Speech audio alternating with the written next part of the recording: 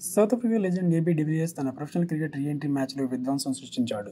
IPL 2021 తర్వాత professional క్రికెట్కు retirement ప్రకటించిన డివిలియర్స్ తిరిగి సీఎస్ఏ లీగ్లో పునరాగమనం చేశాడు. ఈ లీగ్లో టైటాన్ లెజెండ్స్కు ప్రాతినిధ్యం వహిస్తున్న డివిలియర్స్ బుల్స్ లెజెండ్స్తో జరిగిన మ్యాచ్లో విధ్వంసకర సెంచరీతో చెలరేగాడు. క్రీజులోకి వచ్చినప్పటి నుండే బౌండరీల వర్షం కురిపించాడు. ఫలితంగా డివిలియర్స్ కేవలం 28 బంతుల్లోనే తన సెంచరీ సాధించాడు. మొత్తంగా 15 సిక్స్లతో 101 పరుగులు చేసి అజేయంగా నిలిచాడు. అతడి తుఫాన్ ఇన్నింగ్స్ ఫలితంగా తొలుత బ్యాటింగ్ చేసిన టైటాన్ లెజెండ్స్ నిర్ణీత 20 ఓవర్లలో 7 వికెట్ల నష్టానికి 278 పరుగులు భారీ స్కోరు సాధించింది. అనంతరం లక్ష్య ఛేదనలో బుల్స్ లెజెండ్స్ 14 ఓవర్లలో 8 వికెట్లు కోల్పోయి 125 పరుగులు చేసింది.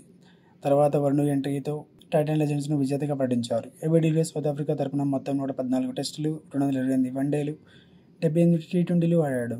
2018 మేలో అంతర్జాతీయ క్రికెట్కు రిటైర్మెంట్ ప్రకటించి అందరికీ షాక్ ఇచ్చాడు. ఆ తర్వాత 2019 వరల్డ్ కప్లో ఆడాలని ఏబీ డివిలియర్స్ బోర్డుకు రిక్వెస్ట్ చేశాడు. కానీ బోర్డు అతని రిక్వెస్ట్ను ఆమోదించలేదు.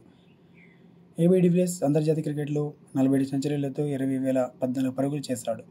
ఏబీ డివిలియర్స్కు ఐపీఎల్లో కూడా మంచి రికార్డు ఉంది. 2011 నుండి 2021 వరకు దాదాపు 11 ఏళ్ల పాటు రాయల్ ఛాలెంజర్స్ బెంగళూరు తరపున ఆడాడు. అంతకుముందు కొన్ని సీజన్లలో ఢిల్లీ క్యాపిటల్స్కు ప్రాతినిధ్యం వహించాడు.